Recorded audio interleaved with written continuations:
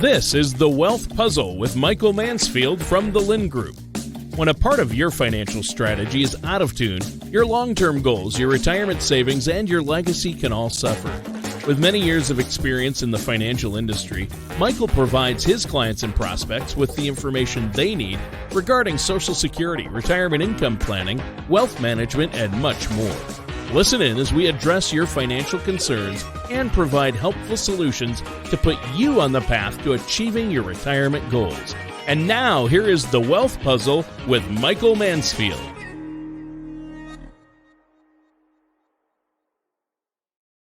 Hey everybody, thanks for tuning into The Wealth Puzzle. This is Mike Mansfield and Tana Pennington here to entertain everybody with weekly updates on economics and news and drama and all the things that impact you with your retirement. Remember, Tana and I, we're income planners. That's what we specialize in here at the Lynn Group. Even though we're investment advisors, we focus on income planning. We focus on getting you to, but more importantly, through retirement.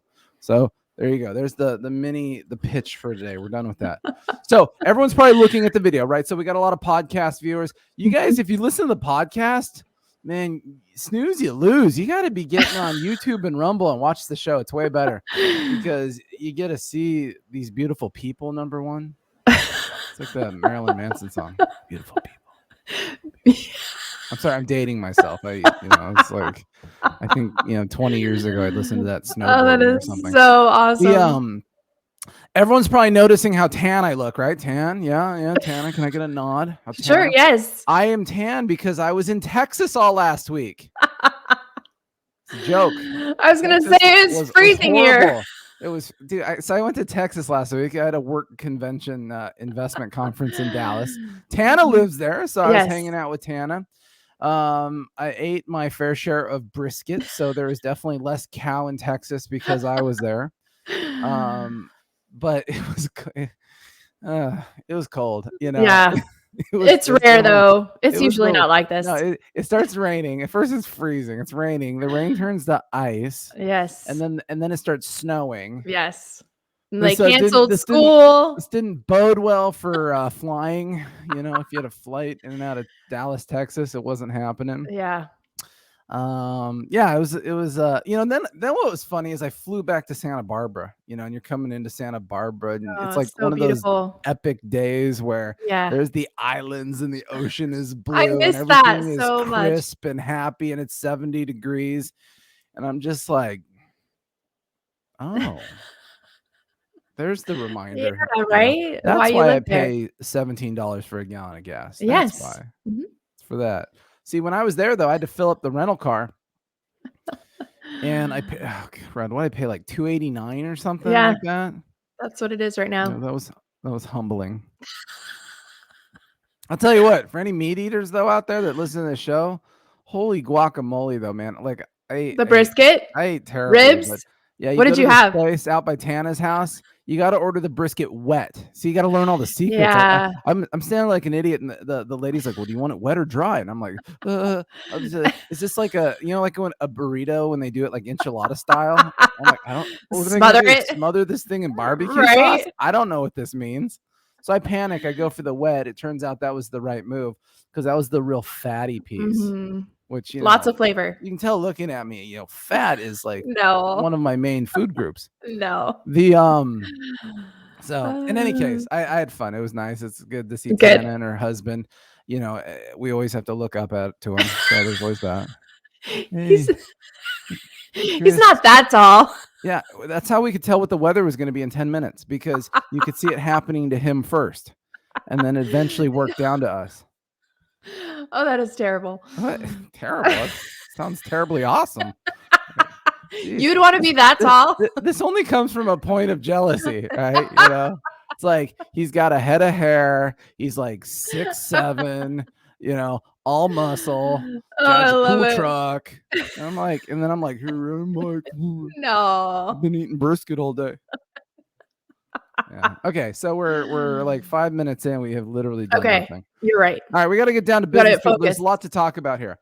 So let's pop up the little screen share. Let's share some stuff.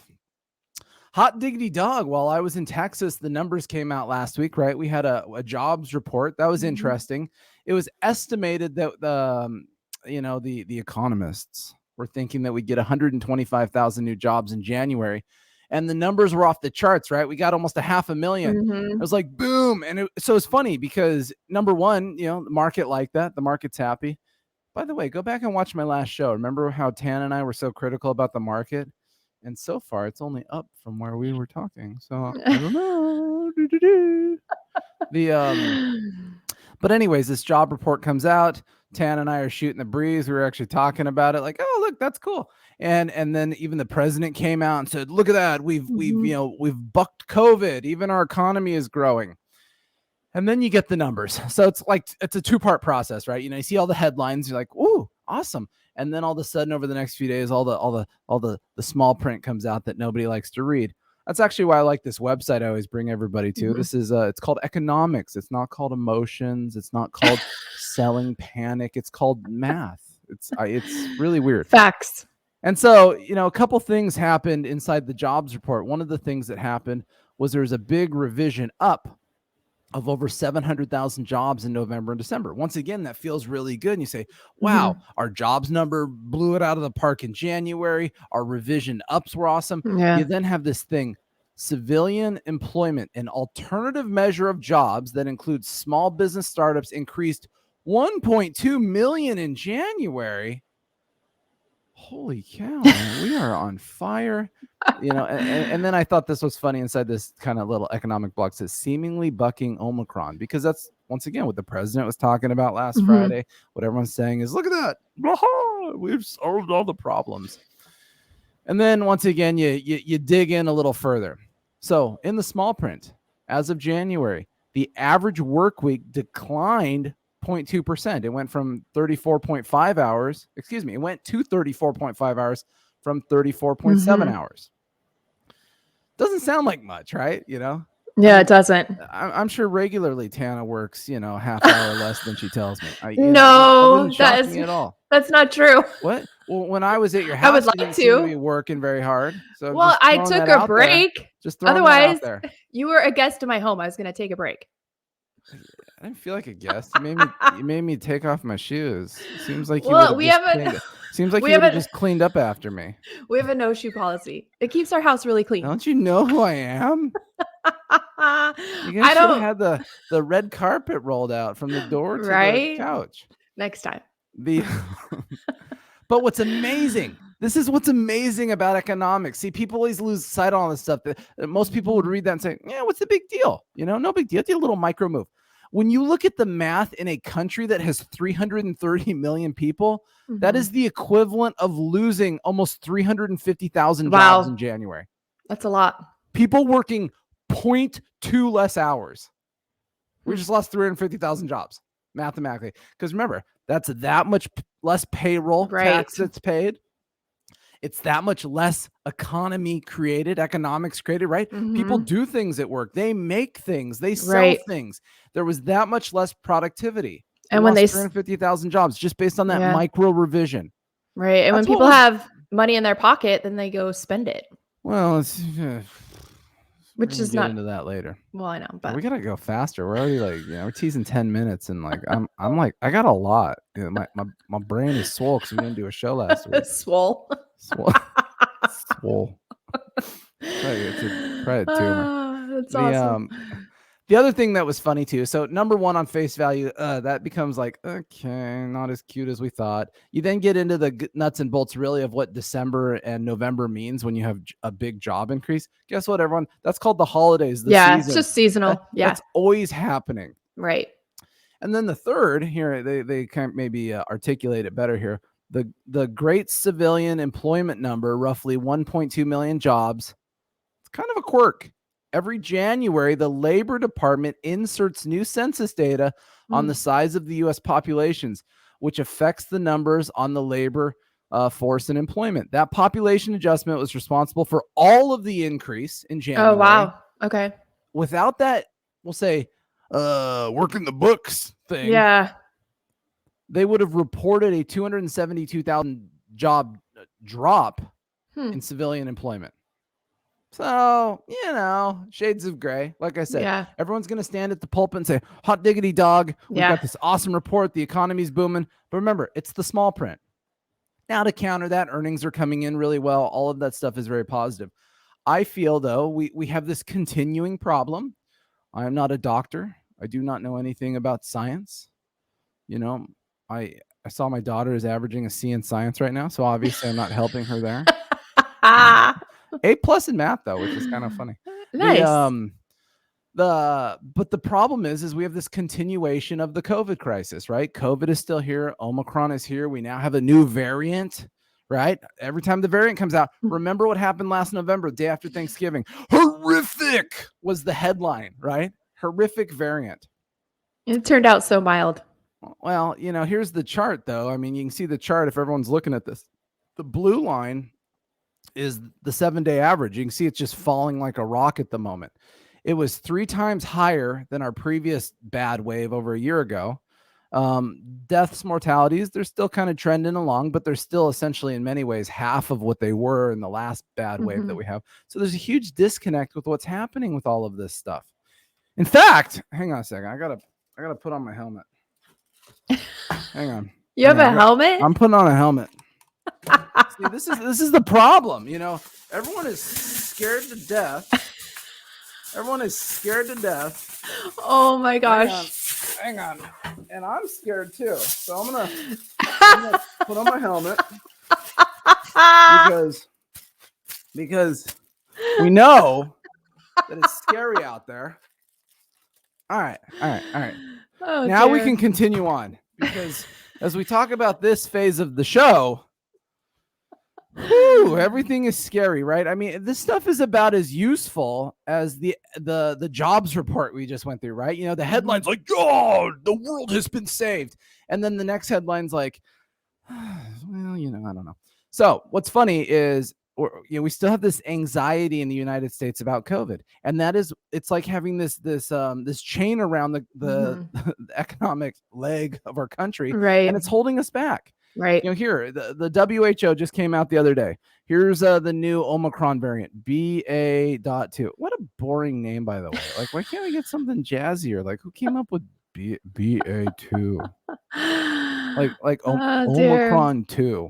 Like, they're scientists. Well, but aren't the funnest sequels to movies where it's like not called like number 2? It's it's like Fast and Furious has 15 titles or whatever, but it's not like there's a 2 in it, Right. And what does it say from the WHO? Once again, I assume these people are smarter than me. I don't know. It says that the variant is there's no indication this variant is any different from the original Omicron in severity. But here we are. We're already back to crud. And, and we're not getting past the lockdowns. We're not getting past the anxiety. We're not getting to the normalization that we need to have a normal, healthy economy. I mean, one of the amazing things about the economy before COVID wasn't just the jobs being created. It was that on a weekly basis, the amount of work being done was increasing also. Kind of like I just showed you how we had a decrease in people working.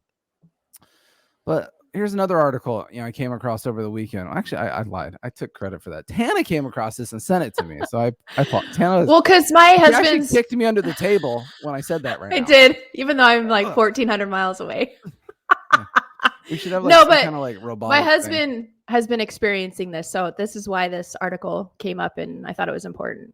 You mean because he's a world traveler? Yes. So when he's going to these countries, he's noticing that things are lifting, the restrictions are lifting, which is very promising. It's a good news. Yeah. So much fancier than I do. No. When he's you guys are both good at your jobs. Norway on his private jet. But look at this.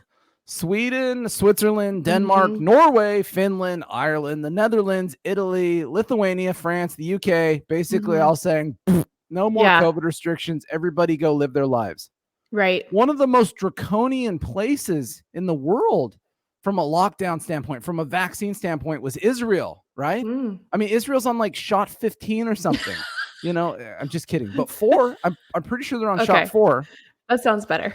Top Israel officials announced this week they're abolishing the green COVID pass that controls people going to restaurants, hotels, gyms, and theaters. Now think about it. The most draconian country with lockdowns, the strongest vaccine rates. They're saying screw it. And if you read this article, they're saying there's no reason for this vaccine passport because guess what? Right. It ain't stopping anything. You're getting Omicron if you go outside. Right. You know, so and it's more mild. So they're not especially if you're vaccinated, right? Yeah. You know, the whole point of vaccination at this point is not to say you're not going to get sick. It's to avoid the severity of it. It's to avoid the going to the hospital. I mean, why do people get a flu shot? If you think it's so you don't get the flu, guess what? You're wrong. It's so that you don't get the flu really bad. So here we are.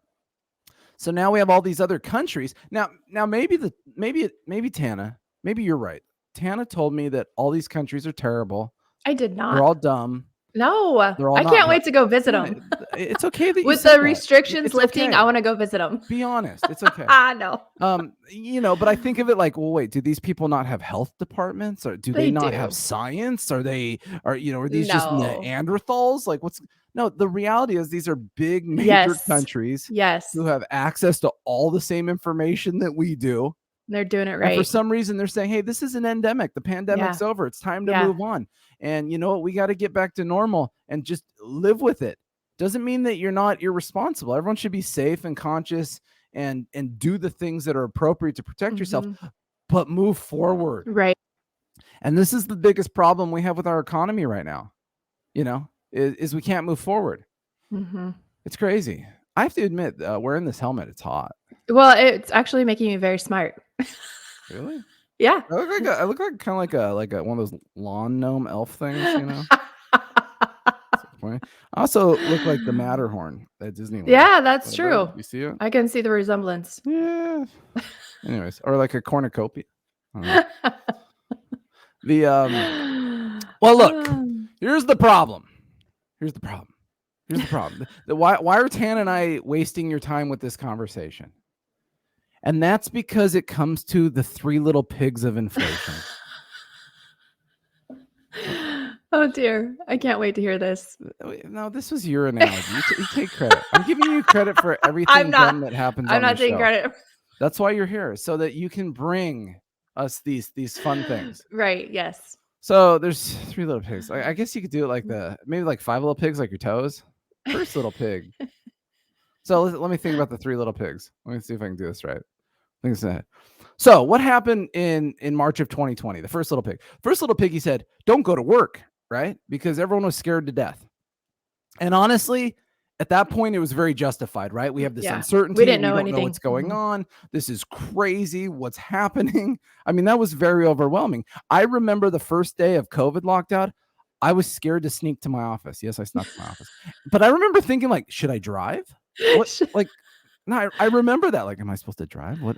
That's so funny. And then I go outside and there's everybody everywhere, and I realize, I guess nobody cared. So the first little piggy said, "Don't go to work." Ugh. And then the second little piggy said, "Well, wait a second. This is now the government." The second little piggy is the government. Well, actually, I guess all the piggies are the government. Dang it! That actually makes a whole lot of sense all of a sudden, right?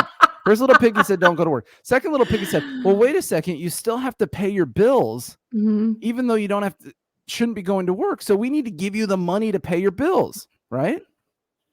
That makes sense so far. The third little piggy, though, he's the crazy one, right? He's the one that, you know, I don't know. What did they build? Ran all the way home. He ran all the way home. He went crazy. The third little piggy was like, "Pay your bills? You don't have to pay any bills. And so don't pay your bills. So if you don't want to pay your mortgage, if you don't want to pay your car payment, if you don't want to pay your student loans, don't pay them." So to me, the third little piggy was the nuttiest one, right? Because wait a second, the second little piggy said, "Here's the money to pay your bills." Right. Why did the government give people money to pay their bills and then say you don't have to pay your bills? It makes no sense. I mean, like 1 and 2 made sense. I like the first two piggies. Don't go to work because we don't know what's going on. Let's get this figured out. Second little piggy, hey, here's a few extra bucks to make sure that you're okay. Pay your bills, be responsible, keep moving along. Third little piggy's like, you know what? This is fun. Why? You know, I don't have to work. Don't pay my bills. Third little piggy's like, I want everybody in America to have an electric bike, right? That's what the third little piggy said. That's right. He's There's like, an you don't have increase to pay your in student loans. Buy an electric bike. electric Third little bike piggy sales. said, hey, I got an idea. Why don't you see what you can find on Amazon.com? Buy all that with your mortgage money. Why would you do that? Very true. So the three little piggies have created quite a problem, because what happens is Federal Reserve policy. You go back to 1913 when the Feds were created. Their job was to control money supply so that we didn't have inflationary issues. And the economy in 2020 contracted significantly. And so normally the Feds is supposed to figure out how to contract money supply to control it. Instead, they did the opposite. Third little piggy basically allowed the Feds to expand the money supply as big as possible. There's a huge glut of money in the system. That huge glut of money in the system was phase one of creating a boatload of inflation, right? Phase one is people now have way more money. The M2 money supply, which is checking, savings, money markets, grew at the highest pace on record. It was up like 40% in 18 months. Once again, this is pretty simple. If there's more money to chase the same amount of goods, it's called inflation because there's more dollars. But wait, what was the first little piggy? Tana, do you remember? Don't go to work. First little piggy was the don't go to work piggy. Yeah. What's the problem with not going to work piggy, though?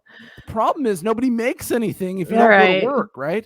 If the factories close and everyone takes the time off, all of a sudden supply chain issues. So that little piggy said, well, it's kind of funny because even though we have all this extra money to chase the same amount of goods, I'm going to make sure that we have less goods on top of it, right? So now you've compounded the issue now to phase two of the inflation drama. You then go into phase three, and that is, I don't know which piggy we want to play with at this time, but it's the government. Maybe it's the fourth piggy. I don't know. The other, they're all the government, but the other piggy. But what they did is they continued to pass COVID relief bills. They continued to spend money that we didn't have. Remember, the national deficit between March of 2020 to now has grown $8 trillion. Wow. It's at almost $30 trillion. It has expanded exponentially. The government has spent a boatload of money. Once again, the more money in the system, now chasing less goods. Guess what? It's called inflation. Inflation is not going anywhere of significance until we work through the money supply issue. You will see inflation improve as the supply chain piece of it gets better because people are starting to go back to work and, we're getting the truckers at the ports and all that kind of stuff you hear about. But the reality is we've created quite a mess. And we need people working. We need people comfortable. That's going to help the supply chain. That's going to help the economy. That's going to get our payrolls and tax collection back up. We need some people in the government that are half fiscally responsible. And, it's crazy. It really is crazy. This is when Tana would say, move to Texas. Not a bad idea. You didn't sell that, though. I feel like you didn't sell it because I definitely didn't do Texas any favors in the first part of this conversation. It's beautiful here. All right. Go to Texas where it's freezing death rain. It's already warming up. So it really is fascinating the things that are going on, and these are the challenges that people have as wanting to retire and being a retiree, right? Is you need to know that the things that you're doing with your money, you want to know that the things the government is doing on your behalf with your money are all things that are going to help get you to a better place. Right. And that's a continuing challenge. That's why Tana and I focus on what we focus on. That's why we focus on retirement income planning. That's why we try to help people get through retirement. Because you know what? There's a lot of pitfalls. And these days, they're even more so. Right. There's every time the national debt gets high, guess what? The government generally raises taxes. And I mean, the last show we did, we talked about some of the taxes that are coming in the state of California. Yeah. So there's a lot of moving parts here. Good news is, though, I can see out my window and I actually have a client pulling up that I want to talk to. So I'm going to use We did a good timing. I'm going to use this as a right on out. Oh, Tana. Well, geez, thank you for wearing that. I'm thinking about wearing this. My wife is very concerned that because I'm bald, I'm going to get skin cancer on my head. So maybe this would be a great way. I think that would attract the sun. Do you think I would slowly cook? Is that a thing? Dear. Possibly. Yeah. So I don't know. So Anyways, hey, we love all of our listeners. We ask all of you guys to certainly subscribe to the show. Please put a positive comment. Please share it with your friends if you think it is not too much full of lunacy. But look, Tana and I love what we do. Yeah, really, I mean, absolutely. This is like a peek into what most of our days are like. We just like to spend time with our clients and have fun. Yeah. And we realize though that our job is important. We realize that your life savings is the most important thing to you, and it is to us too. And so please don't ever hesitate to give us a call if we can help with anything. Yeah. Let's see. What's our phone number? 805-500-7035. Our main website is thelindgroup.com. Lind is LYND. But hey, we appreciate all of our viewers, all of our listeners, and I hope everybody has a great week. Toodaloo.